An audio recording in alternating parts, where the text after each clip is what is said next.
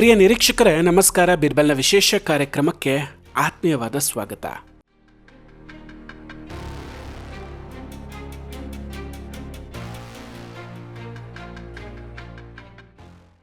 ವೀಕ್ಷಕರೇ, ಹಿಂದೊಂದು ವಿಡಿಯೋದಲ್ಲಿ ಕೂಡ ಒಂದು ಗಾದೆ ಮಾತನ್ನು ಹೇಳಿದ್ದೆ, ಪಾಪಿ ಸಮುದ್ರಕ್ಕೆ ಹೋದ್ರೂ ಮೊಣಕಾಲಿನ ತನಕ ನೀರು ಅಂತ. ತಮಿಳುನಾಡಿನಲ್ಲಿ ನಾವೇ ಕಿಂಗ್ ಮೇಕರ್ ಅಂತ ವಿಜಯ್ ಹಿಂದೆ ಓಡಿದಂತಹ ರಾಹುಲ್ ಗಾಂಧಿ ಅವರ ಪಾಡ್ ನೋಡ್ತಾ ಇದ್ರೆ ಅಯ್ಯೋ ಅನ್ನಿಸ್ತಾ ಇದೆ. ವಿಜಯ್ ಅವರ ಜೊತೆ ಸೇರಿಕೊಂಡು ಮೋದಿಜಿಗೆ ಶಾಕ್ ಕೊಡ್ತೀನಿ ಅಂತ ಹೋಗಿ ಈಗ ಅವರೇ ಸಂಕಷ್ಟದಲ್ಲಿ ಸಿಲ್ಕೊಂಡಿದ್ದಾರೆ. ಎಲ್ಲ ಪಪ್ಪು ಪಪ್ಪು ಅಂತ ಕರೆಯುವಾಗ ಮೋದಿಜಿ ಮಾತ್ರ ಅವರನ್ನು ಪಪ್ಪುವನ್ನೇ ಮಾಡೋಕೆ ರೆಡಿಯಾಗಿದ್ದಾರೆ. ರಾಹುಲ್ ಗಾಂಧಿ ಅಧಿಕಾರಕ್ಕಾಗಿ ಯಾವ ಸ್ಟಾಲಿನನ್ನು ಬಿಟ್ಟು ಬಂದ್ರೋ ಅದೇ MK ಸ್ಟಾಲಿನ್ ಈಗ ಮೋದಿಜಿಯ ಜೊತೆ ಸೀಕ್ರೆಟ್ ಡೀಲ್ ಮಾಡ್ಕೊಂಡಿದ್ದಾರೆ. ದಿಢೀರನೆ ಸ್ಟಾಲಿನ್ ಮೋದಿಜಿಯನ್ನು ಭೇಟಿ ಮಾಡಿದ್ಯಾಕೆ? ಅಮಿತ್ ಶಾ ಹಾಗೂ ಸ್ಟಾಲಿನ್ ನಡುವೆ ಯಾವ ಸಭೆ ನಡೆದಿದೆ? ಸಭೆಯಲ್ಲಿ ಏನೇನಾಯಿತು? ಏನು ಡೀಲ್ ನಡೀತು? ಇದೆಲ್ಲದರ ಬಗ್ಗೆ ಡಿಟೇಲಾಗಿ ಮಾತಾಡ್ತಾ ಹೋಗ್ತೀನಿ. ವಿಡಿಯೋವನ್ನು ಕೊನೆವರೆಗೂ ಮಿಸ್ ಮಾಡದೆ ನೋಡಿ. ಇನ್ನೂ ಕೂಡ ನಮ್ಮ ಬೀರ್ಬಲ್ ಚಾನಲನ್ನು ಸಬ್ಸ್ಕ್ರೈಬ್ ಮಾಡಿಲ್ಲ ಅಂದರೆ ಈ ಕೂಡಲೇ ಸಬ್ಸ್ಕ್ರೈಬ್ ಮಾಡಿ ಹಾಗೂ ಬೆಲ್ ಐಕಾನನ್ನು ಕ್ಲಿಕ್ ಮಾಡಿ. ವೀಕ್ಷಕರ, ಇಲ್ಲಿವರೆಗೂ ಕೂಡ ಇಂಡಿ ಒಕ್ಕೂಟದ ಗಟ್ಟಿ ನೆಲೆಯಾಗಿದ್ದಂತಹ ತಮಿಳುನಾಡಿನಲ್ಲಿ ಈಗ ದೊಡ್ಡ ಕಂಪನ ಶುರುವಾಗಿದೆ.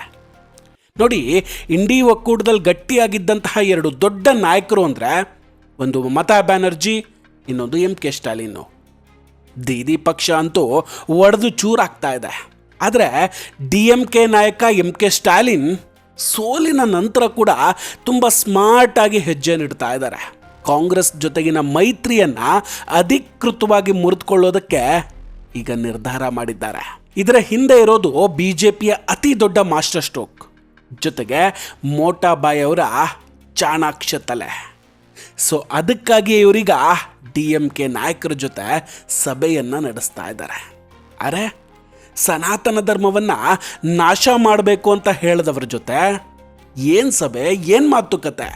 ಅಲ್ಲೇ ಇರೋದು ನೋಡಿ ಅಸಲಿಯತ್ತು. ಇಲ್ಲಿ DMK NDA ಮೈತ್ರಿಕೂಟವನ್ನು ಅಧಿಕೃತವಾಗಿ ಸೇರ್ಕೊಳ್ತಾ ಇಲ್ಲ, ಅಥವಾ ಕೇಂದ್ರ ಸಚಿವ ಸಂಪುಟದಲ್ಲಿ ಯಾವುದೇ ಸಚಿವ ಸ್ಥಾನವನ್ನು ಪಡಿತಾ ಇಲ್ಲ. ಬದಲಾಗಿ BJP ಅವರೇ ಕೇಳ್ತಾ ಇರೋದೀಗ ಟ್ಯಾಕ್ಟಿಕಲ್ ಮತ್ತು ಸೈಲೆಂಟ್ ಸಪೋರ್ಟ್. ನೋಡಿ, DMK ಬಳಿ ಈಗ ಲೋಕಸಭೆಯಲ್ಲಿ 22 ಸಂಸದರಿದ್ದಾರೆ. ಜೊತೆಗೆ ರಾಜ್ಯಸಭೆಯಲ್ಲಿ 8 ಅತ್ಯಂತ ನಿರ್ಣಾಯಕ ಸ್ಥಾನಗಳಿದೆ. ಈ ಸಂಖ್ಯೆ ಮೋದಿ ಅವರಿಗೆ ತುಂಬ ಅವಶ್ಯಕ. ನೋಡಿ, ಸಂಸತ್ನಲ್ಲಿ ಮಸೂದೆಗಳು ಜಾರಿಯಾಗಬೇಕಾದಾಗ DMK ಸದಸ್ಯರು ಕೂಡ ಸರ್ಕಾರದ ಪರವಾಗಿಯೇ ಮತ ಚಲಾಯಿಸಬಹುದು, ಅಥವಾ ಕೆಲವೊಂದಷ್ಟು ಸಂದರ್ಭಗಳಲ್ಲಿ ಸಭೆಯಿಂದ ಹೊರ ನಡೆಯುವ ಮೂಲಕ, ಅಂದರೆ ವಾಕೌಟ್ ಮಾಡೋ ಮೂಲಕ ಪರೋಕ್ಷವಾಗಿ BJPಗೆ ಸಹಾಯ ಕೂಡ ಮಾಡಬಹುದು. ಈ ಮೂಲಕ ರಾಹುಲ್ ಗಾಂಧಿಯ ಲೆಕ್ಕಾಚಾರವನ್ನೇ ತಲೆ ಕೆಳಗೆ ಮಾಡಿಬಿಡಬಹುದು. ಈಗ ನಾವು ಪೂರ್ವ ಭಾರತದ ಕಡೆ ತಿರುಗಿದ್ರೆ ಅಲ್ಲಿ ಪಶ್ಚಿಮ ಬಂಗಾಳದ ಮುಖ್ಯಮಂತ್ರಿ ಮಮತಾ ಬ್ಯಾನರ್ಜಿಯವರ ಭದ್ರಕೋಟೆಯಲ್ಲಿ ಕೂಡ ಬಿರುಕು ಕಾಣಿಸ್ಕೊಂಡಿದೆ. TMC ಸಂಸದರೀಗ ರಹಸ್ಯವಾಗಿ NDA ಕಚೇರಿಯತ್ತ ಮುಖ ಮಾಡ್ತಾ ಇದ್ದಾರೆ. ಆದರೆ ಇಲ್ಲಿ BJPಯ ತಂತ್ರ ತುಂಬ ಡಿಫ್ರೆಂಟ್ ಆಗಿದೆ. TMCಯಿಂದ ಬರೋರನ್ನು ಪಕ್ಷಕ್ಕೆ ಸೇರಿಸ್ಕೊಳ್ಳೋದಕ್ಕೆ BJP ಒಪ್ಕೊಳ್ತಾ ಇಲ್ಲ. ಬದಲಾಗಿ ಅವರನ್ನು ಶತ್ರುಪಾಳ್ಯದಲ್ಲೇ ಇರುವಂತೆ ಮಾಡಿ ಅವರನ್ನು ಟ್ರೋಜನ್ ಹಾರ್ಸ್ ಥರ ಬಳಸ್ಕೊಳ್ಳೋದಕ್ಕೆ ನಿರ್ಧಾರ ಮಾಡ್ಕೊಂಡಿದ್ದಾರೆ. ಅಂದರೆ ಅವರು TMCಯಲ್ಲೇ ಇರ್ತಾರೆ, ಆದರೆ ರಾಜ್ಯಸಭೆ ಅಥವಾ ಲೋಕಸಭೆಯಲ್ಲಿ ನಿರ್ಣಾಯಕ ಮತದಾನದ ಸಮಯದಲ್ಲಿ BJPಯ ಪರವಾಗಿ ಕೆಲಸ ಮಾಡಲಿದ್ದಾರೆ. ಅಂದರೆ ವಿರೋಧ ಪಕ್ಷದ ಸಂಸದರನ್ನೇ ಬಳಸ್ಕೊಂಡು ವಿರೋಧ ಪಕ್ಷವನ್ನೇ ಸಮಾಧಿ ಮಾಡುವಂತಹ ಒಂದು ಅದ್ಭುತ ಪ್ಲಾನ್ ಇದು. ನೋಡಿ, ರಾಜ್ಯಸಭೆ ಇಷ್ಟು ದಿನ ವಿರೋಧ ಪಕ್ಷಗಳ ಪ್ರಬಲ ಹೋರಾಟದ ಕೇಂದ್ರ ಆಗಿತ್ತು. ಆದರೆ ಜೂನ್ 18ನೇ ತಾರೀಕು ನಡೀತಾ ಇರುವಂತಹ 26 ರಾಜ್ಯಸಭಾ ಸ್ಥಾನಗಳ ಚುನಾವಣೆ ನಂತರ ಈ ಕೋಟೆ ಕೂಡ ಪತನ ಆಗ್ತಾ ಇದೆ. BJP ಈ ಸಲ 26ರಲ್ಲಿ ಕನಿಷ್ಠ 18ರಿಂದ 20 ಸ್ಥಾನಗಳನ್ನು ಗೆಲ್ಲುವ ಮೂಲಕ ರಾಜ್ಯಸಭೆಯಲ್ಲಿ ತನ್ನ ಬಲವನ್ನು 165ರಿಂದ 170ಕ್ಕೆ ಏರಿಸ್ಕೊಳ್ಬಹುದು. ಇದು ಕೇವಲ ಚುನಾವಣೆಗಿಂತ ಹೆಚ್ಚಾಗಿ ಮೋದಿಯವರ ಆಯ್ಕೆಯಂತೆ ಕಾಣ್ತಾ ಇದೆ. ಒಮ್ಮೆ ರಾಜ್ಯಸಭೆಯಲ್ಲಿ 3/2 ಅಂದರೆ 2/3 ಮೆಜಾರಿಟಿ ಸಿಕ್ಕರೆ ಮೋದಿಯವರನ್ನು ತಡೆಯೋದಕ್ಕೆ ಯಾರಿಂದಲೂ ಕೂಡ ಸಾಧ್ಯ ಇಲ್ಲ. ಈಗ ನಿಮಗೆ ಅನ್ನಿಸ್ಬಹುದು, ಈ ಬಹುಮತವನ್ನು ಬಳಸ್ಕೊಂಡು ಮೋದಿಜಿ ಏನು ಮಾಡ್ತಾರೆ ಅಂತ. ಮೂಲಗಳ ಪ್ರಕಾರ ಮೋದಿಜಿಯ ಅಜೆಂಡಾದಲ್ಲಿ ಕೆಲವೊಂದಷ್ಟು ಕ್ರಾಂತಿಕಾರಿ ಬದಲಾವಣೆಗಳಿದೆ.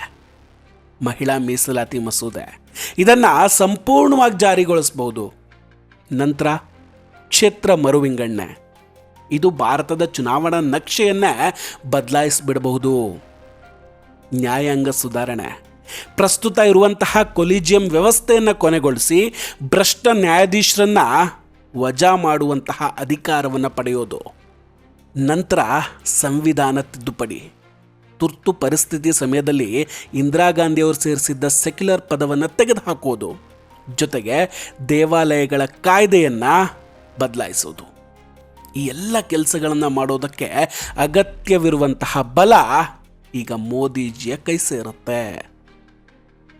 ಅಂದರೆ ಮೋದಿಜಿ ಮತ್ತಷ್ಟು ಬಲಶಾಲಿಯಾಗಿ ಬರಲಿದ್ದಾರೆ. ಈಗ ಕಾಂಗ್ರೆಸ್ ಪಕ್ಷದ ಕಡೆಗೆ ಒಮ್ಮೆ ನೋಡಿ. ಭಾರತದ ರಾಜಕೀಯ ಇತಿಹಾಸದಲ್ಲೇ ಮೊದಲ ಬಾರಿಗೆ ಗುಜರಾತ್ನಿಂದ ರಾಜ್ಯಸಭೆಯಲ್ಲಿ ಕಾಂಗ್ರೆಸ್ನ ಒಬ್ಬ ಪ್ರತಿನಿಧಿ ಇರೋದಿಲ್ಲ. ಆಂಧ್ರ ಪ್ರದೇಶ ಮತ್ತು ಮಧ್ಯಪ್ರದೇಶದಲ್ಲೂ ಕಾಂಗ್ರೆಸ್ ಶೂನ್ಯಕ್ಕೆ ತಲುಪುತ್ತೆ. ಇನ್ನೊಂದು ಕಡೆ ಹಿರಿಯ ನಾಯಕರಾದಂತಹ ಮಲ್ಲಿಕಾರ್ಜುನ್ ಖರ್ಗೆ ಮತ್ತು ದಿಗ್ವಿಜಯ್ ಸಿಂಗ್ ಅಂತವರು ರಿಟೈರ್ಡ್ ಆಗ್ತಾ ಇದ್ದಾರೆ. ಈಗ ಕಾಂಗ್ರೆಸ್ ಅಂದರೆ ಕೇವಲ ರಾಹುಲ್ ಗಾಂಧಿ, ಪ್ರಿಯಾಂಕಾ ಗಾಂಧಿ ಜೊತೆಗೆ ಅವರ ಕುಟುಂಬದ ಸುತ್ತ ಇರುವಂತಹ 4-5 ಮಂದಿ, ಇಷ್ಟೇ ಆಗಿ ಪಕ್ಷ ಉಳಿಯುತ್ತೆ. ಸೊ ಕಾಂಗ್ರೆಸ್ ನಾಯಕರಲ್ಲಿ ಇದರಿಂದ ತುಂಬ ಹತಾಶೆ ಅಂತೂ ಆಗುತ್ತೆ. ಒಟ್ಟಾರೆ ಹೇಳೋದಾದರೆ 2029-30ರವರೆಗೆ BJPಗೆ ಯಾವುದೇ ಅಡೆತಡೆ ಇಲ್ಲದೆ ಅಧಿಕಾರ ಸಿಗುವ ಸಾಧ್ಯತೆ ಇದೆ.